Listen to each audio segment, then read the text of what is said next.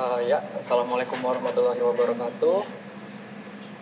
Terima kasih kepada Bapak Cakra dan Bapak Andi dan Bapak Ibu semua yang sudah bergabung dalam webinar Arsiket pada hari ini. Ya mungkin saya tidak berpanjang lebar, langsung saya mulai saja. Arsiket ini sendiri seperti sudah dijelaskan tadi adalah sebuah software BIM, di mana sebuah software BIM ini apabila kita membuat modeling, kita tidak hanya membuat 3D model, tapi outputnya kita bisa mendapatkan gambar kerja dan sekaligus itu BOQ. Jadi ketiga hal ini akan saling terhubung di dalam software BIM, di mana untuk Arsiket sendiri sudah menganut sistem Open BIM, yaitu kita bisa berkomunikasi dengan software BIM lainnya. Mungkin untuk kesempatan kali ini saya akan coba mensimulasikan bagaimana penggunaan Arsiket pada dunia kerja yang mungkin kita contohkan. Di sini kita tidak membuat bangunan dari awal, kita umpamakan kita mendapatkan project atau referensi dari owner atau mungkin dari arsitek. Jadi ya, di sini saya akan mulai.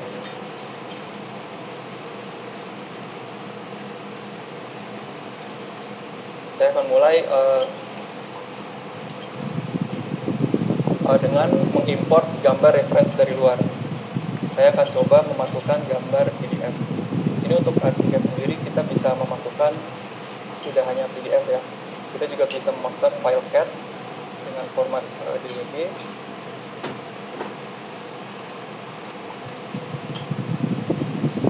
Seperti ini. Nah, di sini gambarnya sudah masuk, ini masih berupa PDF, jadi kita belum bisa edit.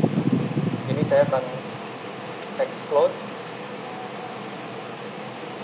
Kemudian kita bisa pilih ya untuk warnanya. Oke.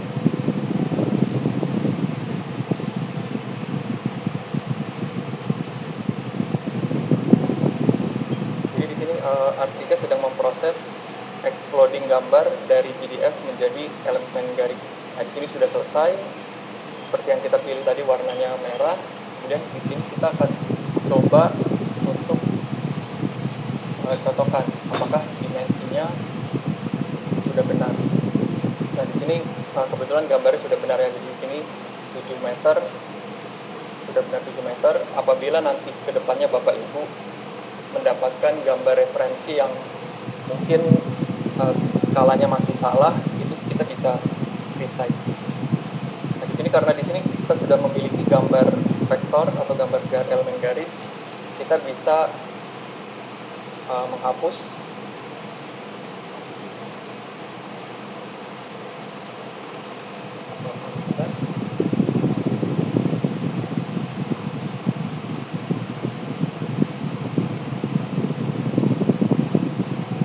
Oke, sebentar ya, mungkin ada sedikit.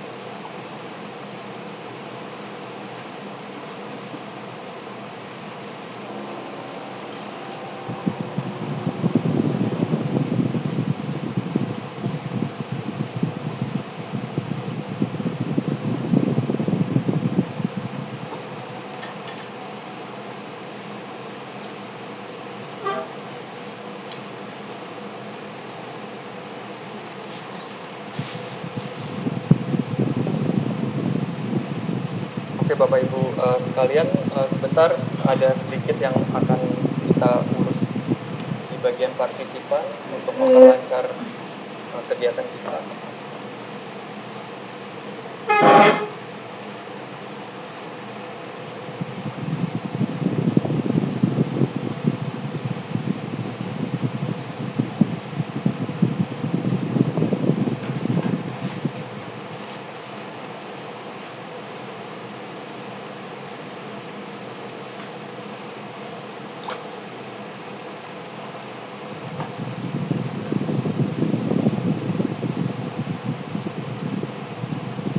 Oke, sudah ya.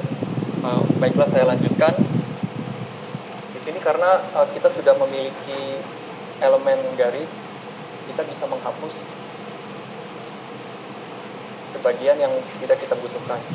Jadi contohnya seperti ini, mungkin untuk top Ini saya hapus.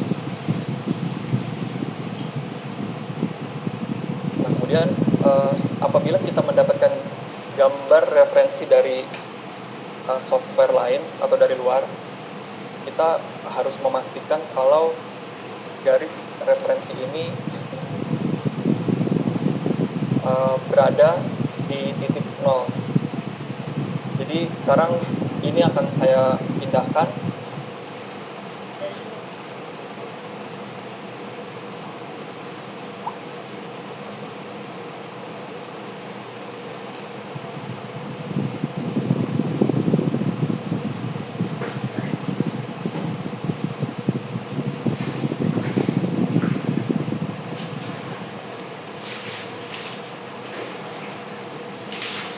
Dan di sini kita bisa lihat ya, untuk origin point-nya itu berupa logo X. Sini tadi saya cari dulu.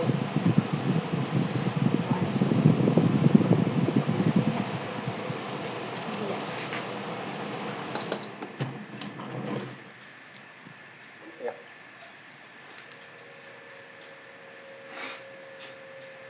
Nah, dari sini kita sudah mendapatkan garis referensi. Kemudian kita mulai saja untuk menggambar, dimulai dari kolom. Nah, di sini untuk membuat kolom di Archicad ada fitur yang namanya grid system. Grid system ini kita bisa meletakkan kolom, balok, dan elemen lainnya secara otomatis dengan setting yang sudah kita tentukan. Nah, di sini kolom yang akan kita letakkan ukurannya 60 x 30 menyesuaikan dengan gambar reference tadi. Tentu saja kita bisa meletakkan jenis kolom yang berbeda. Misalnya sini ada baja ya. Nah, tapi yang akan kita lakukan sekarang adalah kita memasukkan kolom berukuran 60 x 30.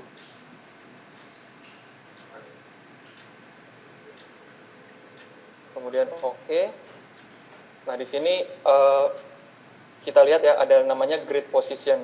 Grid position ini berupa skema horizontal dan vertikal. Jadi Bapak Ibu bisa lihat di bagian horizontal di sini sudah ada distance-nya. Jadi setiap 1,8, 3,1 nanti dia meletakkan satu kolom. Kemudian di bagian vertikal juga sama. Di setiap 7 meter, dan 1,3 dia akan meletakkan sebuah kolom. Nah, di sini kita langsung saja oke. Kemudian kita letakkan di bagian titik poinnya.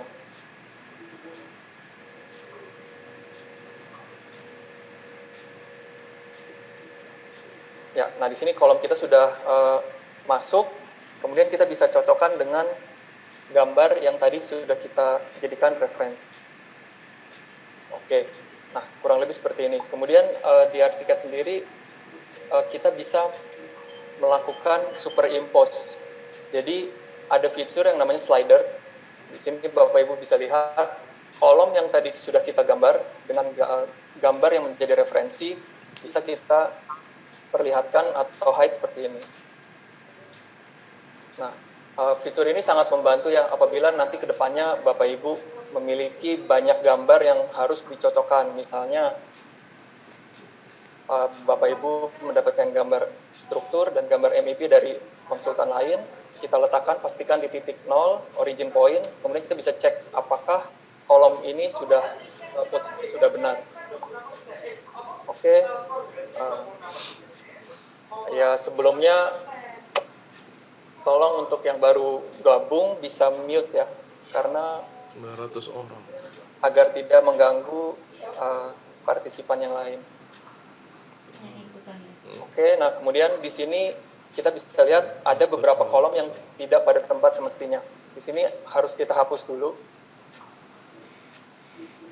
Oke, di sini saya sudah siapkan ya garis trace-nya.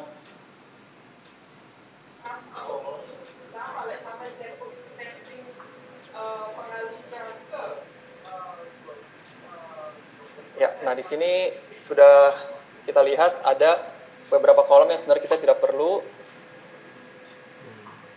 Sini saya lihat. Nah, kemudian ini tinggal saya pilih saja. untuk saya hapus. Nah, kemudian kita kembali lagi ya ke referensinya. Di sini kita lihat ada beberapa kolom yang posisinya seharusnya horizontal. Nah, oke, di sini kita akan ubah ya, atau kita rotate.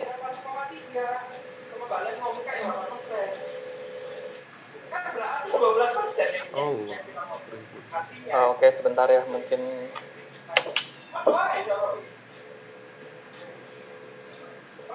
ribet emang tuh.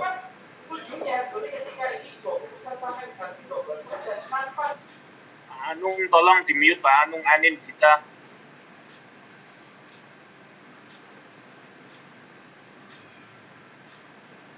Sebentar, maaf. Hostnya bisa di Semua orang pengen nasehatin, jadi ribet semua.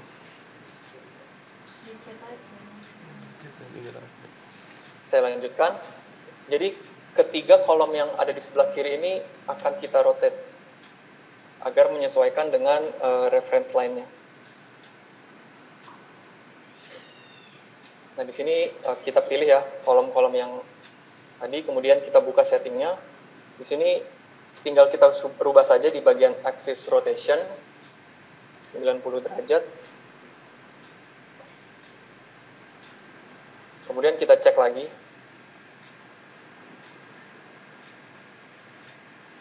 Nah, ini posisinya sudah benar, sesuai dengan gambar referensi ya.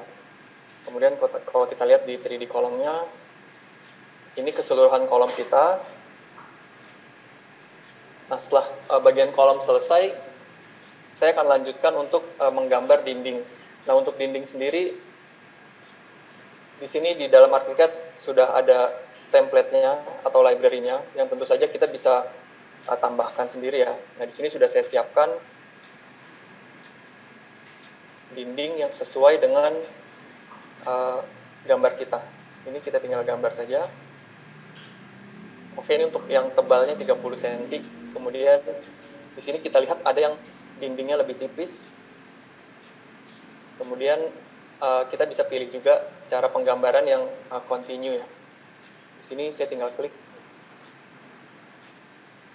Kemudian tentukan asnya.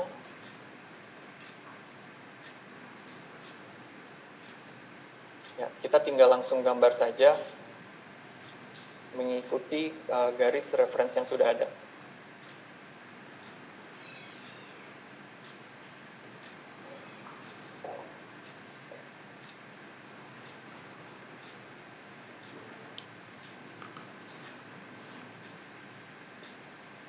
Ya, seperti ini.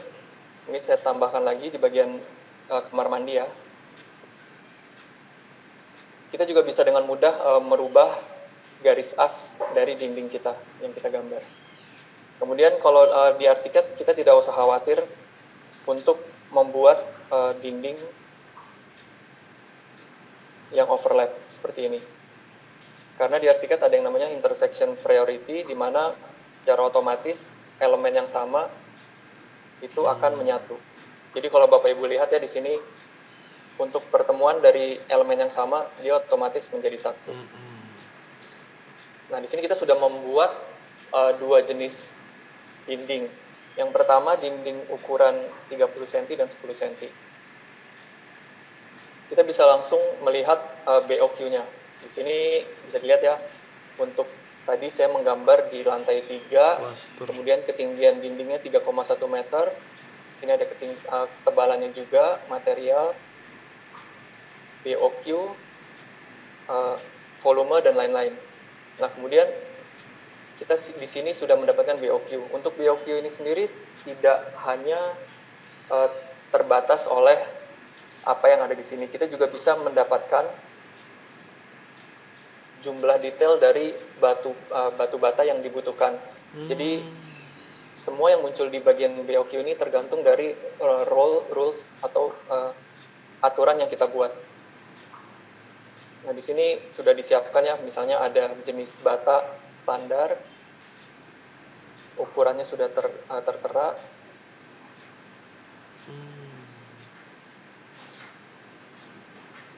Kemudian di sini ada tebal plasternya, misalnya saya masukkan datanya. Ya, jadi dengan tebal plaster 0,2 akan dibutuhkan 33 bata untuk membuat dinding yang sudah kita gambar tadi. Mungkin ini kasaran saja ya. Nantinya rules-nya sendiri bisa kita atur di bagian sini. Mungkin saya tidak akan berpanjang di bagian sini. Saya langsung lanjutkan saja di sini. Setelah dinding, kita juga bisa menggambar pintu. Nah, saya langsung masuk ke bagian pintu, door. Di sini D17, untuk di ArchiCAD sendiri, kita memiliki sistem favorit. Ya, sistem favorit ini kita bisa save dari objek yang sudah kita buat sebelumnya.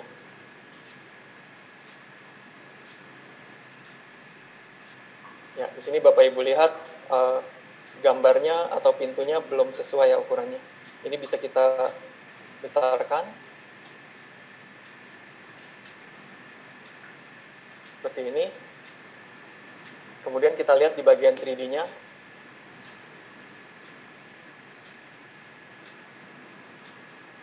Ini pintu yang tadi kita buat.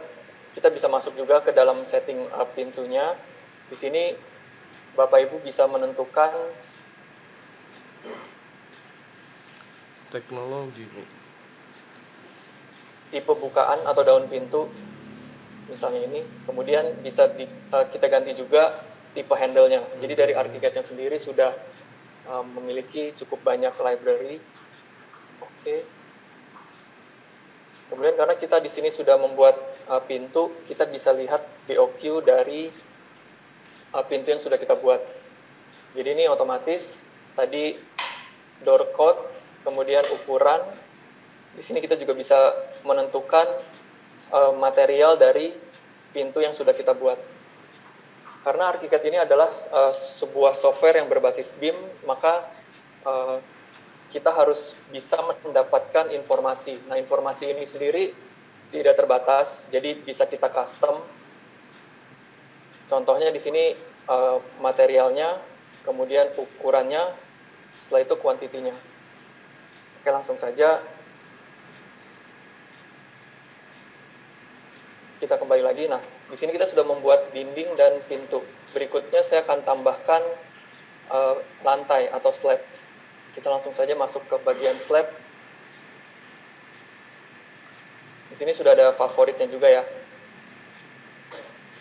Langsung saya gambarkan saja.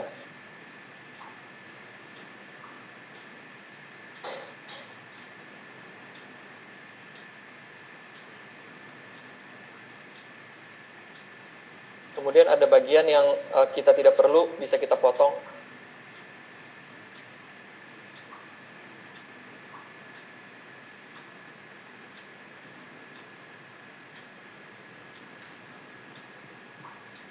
Seperti ini. Kita coba cek lagi di bagian 3D-nya. Nah, ini sudah jadi dinding, pintu, lantai, dan kolom. Oke, berikutnya saya akan masuk ke bagian curtain wall.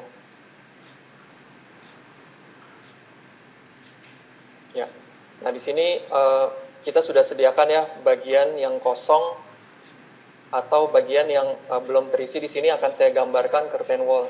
Curtain wall sendiri kita lihat di sini ya. Curtain wall sendiri itu adalah sebuah skema. Jadi, maaf sebentar. Nah, curtain wall itu sendiri atau fasad bangunan itu terdiri dari skema. Jadi kita bisa menggambarkan skema pengulangan dari curtain wall yang akan kita buat. Misalnya seperti ini. Kemudian kita bisa custom juga ya untuk bagian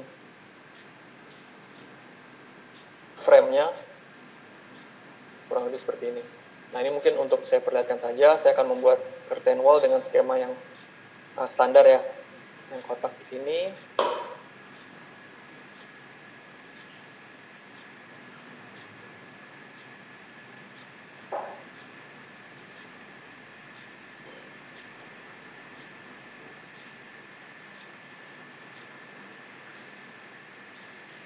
Sebentar, saya ulangi.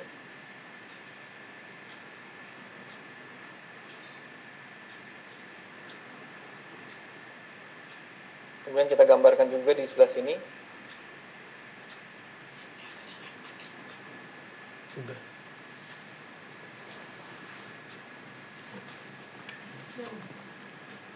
Tidak hanya satu garis ya, kita juga bisa menggambar continue, sama seperti dinding tadi. Jadi kita bisa membuat curtain wall dengan sudut. Nah, sekarang kita lihat di bagian 3D-nya. Kalau kita lihat di sini curtain wall-nya masih ada yang terlihat janggal ya. Kalau Bapak Ibu lihat, di sini ada tiang atau frame-nya yang ini besar sendiri. Untuk ini kita akan masuk ke dalam option-nya. Kita masuk ke bagian frame. Nah, di sini kita lihat bagian yang janggal ini adalah corner frame. Jadi kita edit di bagian corner frame.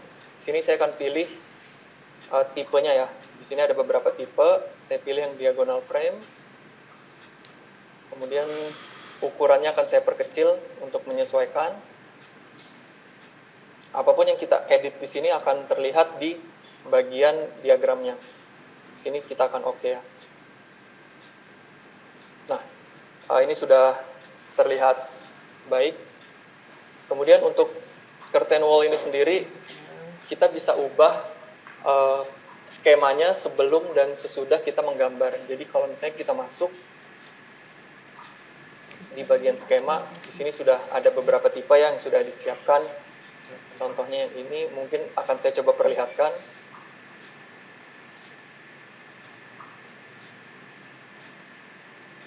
Oh, maaf. Saya mau masuk ke bagian skema. Oke. Nah, ini hasilnya seperti ini. Kemudian satu lagi kita coba untuk beberapa skema yang berbeda.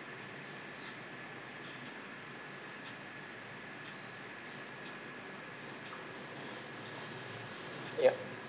Ini nantinya ke depan bisa kita custom ya untuk bagian skema di curtain wall. Ini mungkin sementara saya kembalikan dulu ke default-nya. Saya akan kembali lagi ke bagian denah. Nah, di denah ini kita akan membuat bangunan apartemen. Jadi kita akan kita memerlukan tipe unit yang lain. Nah, tipe unit yang lain nanti akan kita letakkan di sebelah kanan dan atas dari unit yang sudah kita buat di muka tadi. Oke, kemudian di ArchiCAD sendiri ada yang namanya hotlink. Hotlink ini berupa, kalau Bapak Ibu familiar dengan CAD, kurang lebih seperti Xref. Jadi kita bisa save satu unit yang kita buat ini, kemudian file, external content, save selection as module. Jadi kita bisa menyimpan sebuah unit yang tipikal menjadi sebuah modul yang nantinya akan bisa kita tampilkan atau kita copy lagi ke dalam. Nah, di sini sebelumnya saya sudah menyiapkan ya untuk tipe unit yang lain. Jadi saya tinggal ambil saja file modulnya. Nah, di sini saya buka place hotlink. Kita tunggu sebentar, nanti dia akan menampilkan unit yang sudah saya buat sebelumnya. Oke.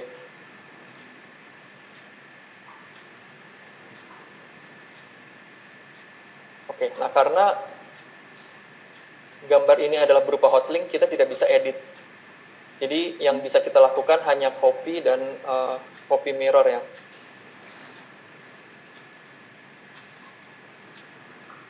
Nah, di sini saya akan coba copy ke sebelah kanan.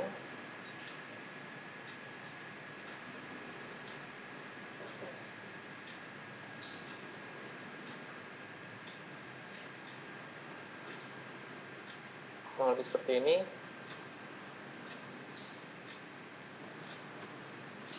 Kemudian saya akan mirror ke bagian atas.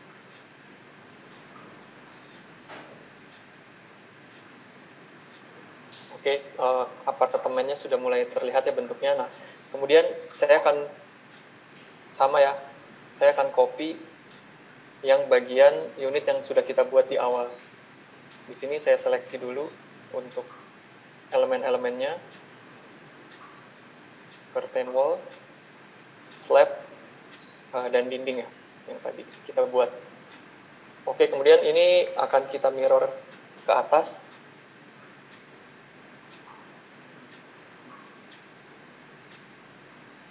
Ya.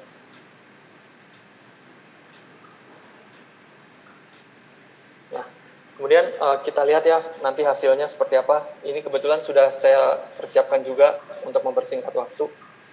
Oh ya, untuk Bapak Ibu yang ada pertanyaan, mungkin karena di sini kita lihat partisipannya hampir 1.000 orang ya, jadi mungkin saya tidak mungkin untuk jawab satu persatu. Bapak Ibu bisa tanyakan di kolom chat yang nantinya mungkin akan kita review ya, pertanyaan-pertanyaan yang banyak muncul di sesi tanya jawab. Jadi mungkin mohon maaf apabila saya tidak bisa langsung menjawab satu persatu karena akan menghabiskan waktu kita nantinya.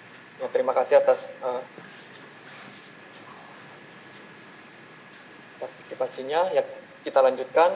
Di sini kita sudah mendapatkan satu unit tipikal dari apartemen yang akan kita buat. Mungkin saya perlihatkan di 3D-nya ya.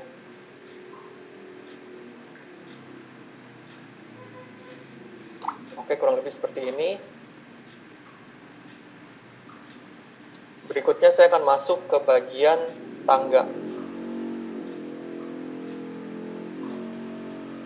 Saya kembalikan dulu ke Dena.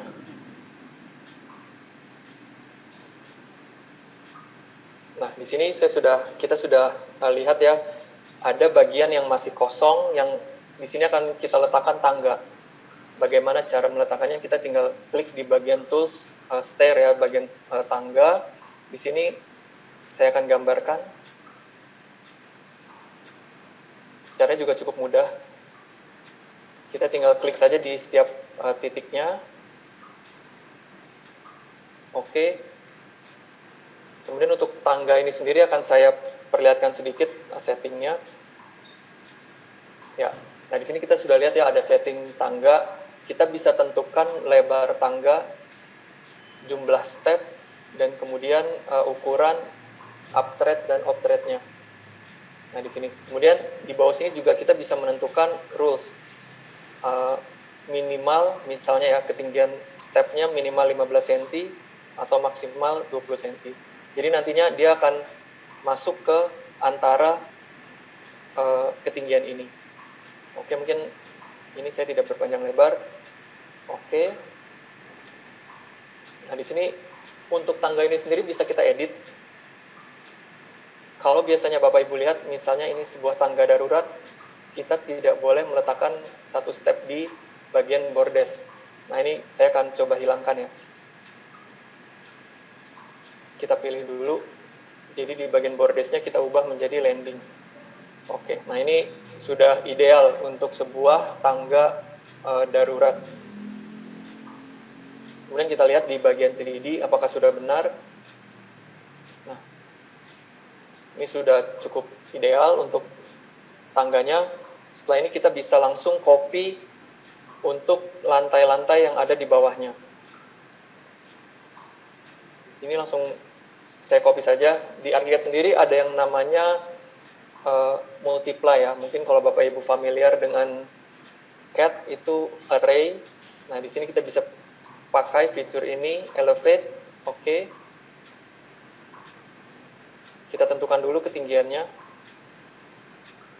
Kemudian kita bisa langsung copy atau perbanyak ke bawah.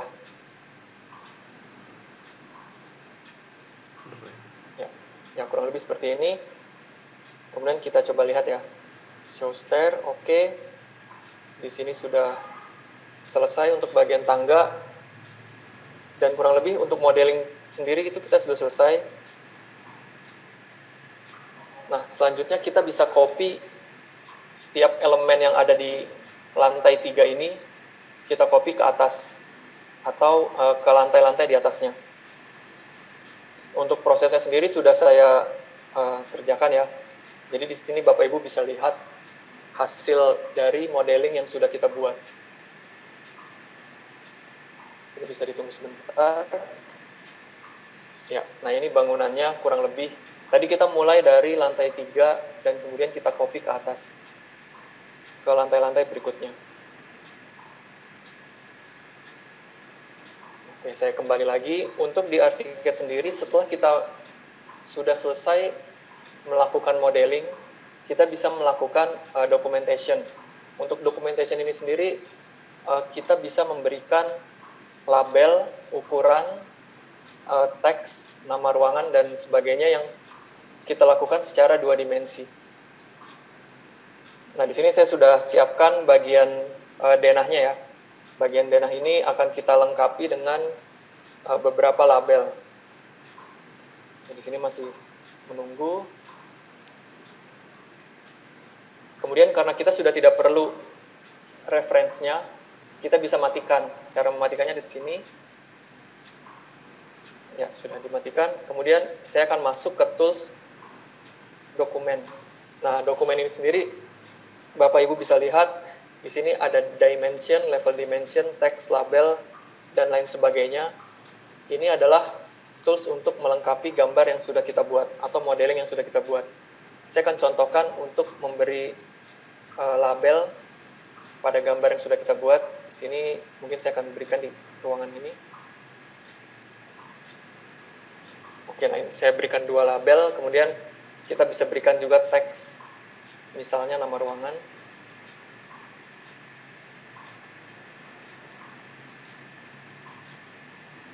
Nah, kemudian untuk label ini sendiri, dia secara otomatis ya, karena kita sudah menentukan rules-nya. Jadi di label yang ini kita bisa mendapatkan ketinggian dari slab atau lantai yang sudah kita buat ini. Dalam hal ini kita menggambar di lantai 3. Jadi dia secara otomatis menampilkan 6,8 meter. Dan kemudian karena ini software BIM, jadi semua ukuran dan label itu terhubung. Mungkin akan saya coba perlihatkan bagaimana seandainya slab ini saya ubah ketinggiannya. Contoh, di sini saya naikkan ya. Nah, jadi kalau saya naikkan ketinggian lantainya, tadi dia otomatis naik jadi dari 6,8 jadi 6,9. Jadi kedepannya apabila Bapak Ibu sudah membuat banyak label, kemudian kita diharuskan untuk revisi, ini sangat mempermudah. Kita tidak perlu cek satu-satu, karena untuk label dan elemen arsitektur yang ada di sini itu semua terhubung. Ini saya kembalikan dulu jadi 6,8. Oke. Nah, kemudian yang bisa kita lakukan berikutnya adalah saya akan coba perlihatkan potongan. Nah, di sini saya masuk ke menu section.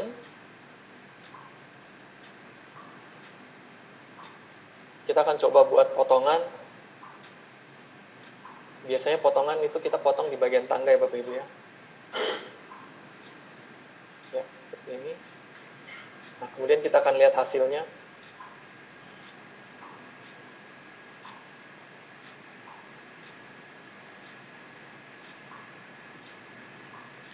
Nanti ArchiCAD akan secara otomatis mengenerate potongan dari modeling yang sudah kita buat. Oke, nah di sini kita sudah mendapatkan gambar potongan. Saya akan ubah dulu layarnya sebentar.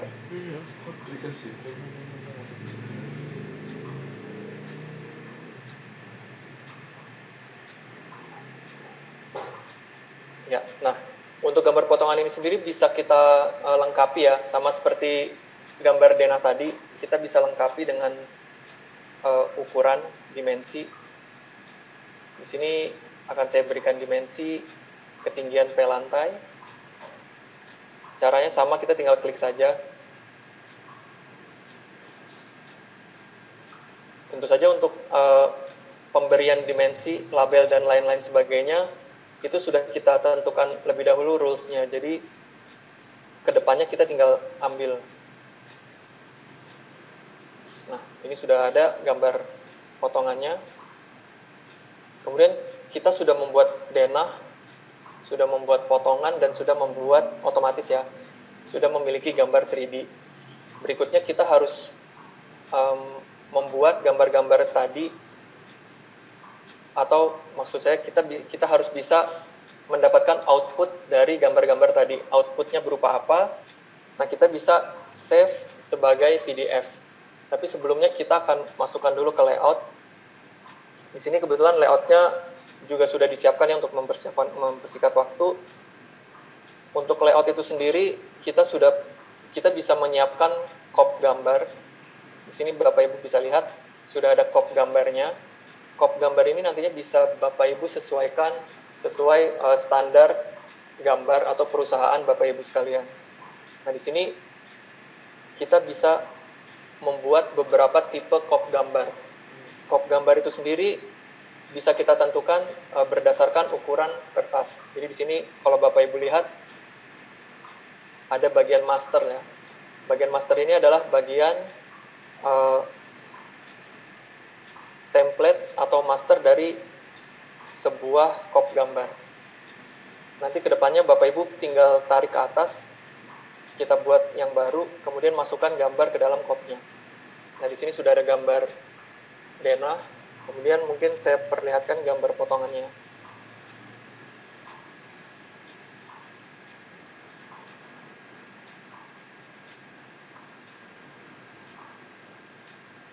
Nah, ini gambar, ini bukan potongan, ini gambar tampak. Nah, di sini kita sudah punya beberapa gambar yang siap dicetak atau siap kita import, ekspor menjadi gambar PDF. Nah, di ArchiCAD sendiri ini otomatis untuk layoutnya kita bisa mendapatkan file PDF dari semua layout yang tadi sudah kita setting. Kalau kita sudah memiliki gambar yang ada di sini, di sebelah kanan, kita bisa langsung publish. Di sini Bapak Ibu lihat, ada publish ya. Nah, di sini kalau kita lihat, di sini ada setting, dia ada 3 setting, di mana pertama kita bisa membuat single file. Single file ini sendiri, nantinya gambar kita akan tertumpuk atau tergabung dalam satu file. Kemudian yang kedua adalah real folder structure, di mana setiap gambar yang kita buat akan otomatis terklasifikasi berdasarkan folder. Jadi misalnya nanti gambar denah dengan gambar denah, potongan dengan potongan, tampak dengan tampak, yang tentu saja ini nanti kita set dulu ya sebelumnya.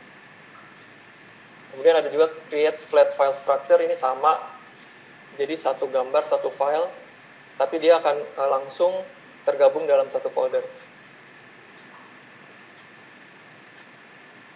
Kemudian di sini jangan lupa kita ubah file type-nya menjadi PDF. Setelah itu kita tentukan saja kita mau save di mana. Nah, ini sebenarnya tidak lama ya, tapi untuk mempersingkat waktu juga sudah saya siapkan, jadi sudah saya publish terlebih dahulu. Mungkin akan saya perlihatkan.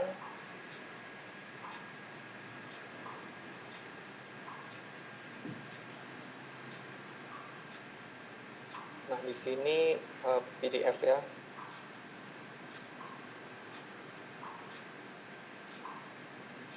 Oke, nah ini file yang tadi sudah kita import atau kita ekspor dari ArchiCAD. Nah, kemudian tidak hanya ini, sebentar saya kembalikan dulu.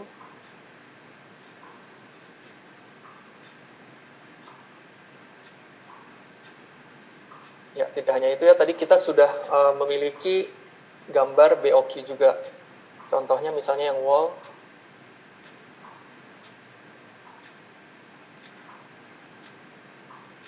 Nah, BOQ wall ini kita juga bisa save sebagai Microsoft Excel, file Excel. Kita tinggal file, save as. Nah, ini kita tentukan ya. Misalnya saya pilih di sini Excel workbook. Kemudian file name-nya BOQ wall, saya letakkan di desktop.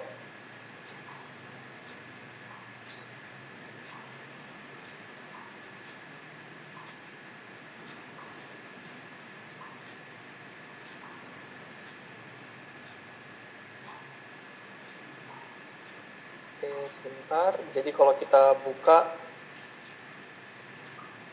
BOQ Walls-nya, nah ini Bapak Ibu bisa langsung mendapatkan format Excel.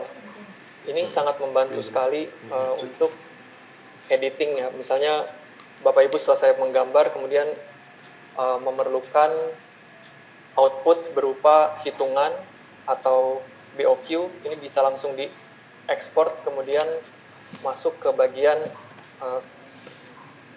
estimator. Jadi nanti kita tinggal masukkan harganya, karena volume dan ukuran semua sudah masuk di sini.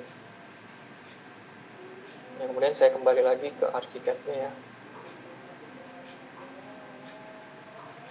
Oke, mungkin untuk bagian workflow ArchiCAD sendiri sampai di sini. Berikutnya akan ada pemaparan materi dari Bapak Rudi Hayasi berupa penggunaan plugin Aptar dan MEP Modeler dan juga case study ya. Mungkin nanti Bapak Rudi akan memperlihatkan project-project yang menggunakan ArchiCAD. Ya mungkin di sini dari saya cukup sekian. Nanti di belakang kita akan mengadakan sesi tanya jawab yang akan kita adakan di akhir ya. Tapi sebelumnya Bapak Ibu juga bisa scan ya. Di sini ada QR code. QR code ini nantinya Bapak Ibu akan diarahkan ke link untuk pendaftaran e-sertifikat. Ya, mungkin Bapak Ibu bisa scan sekarang. Saya berikan waktu beberapa detik ya, mungkin 3 detik ya. 1, 2, 3. Ya bercanda ya Bapak Ibu ya. Tapi nantinya kita akan share link lagi. Ini untuk, jadi jangan kemana-mana ya Bapak Ibu ya. Kita akan kembali lagi nanti untuk linknya. Sekarang saya akan berikan ke Bapak Rudi Hayasi. Kepada beliau dipersilakan.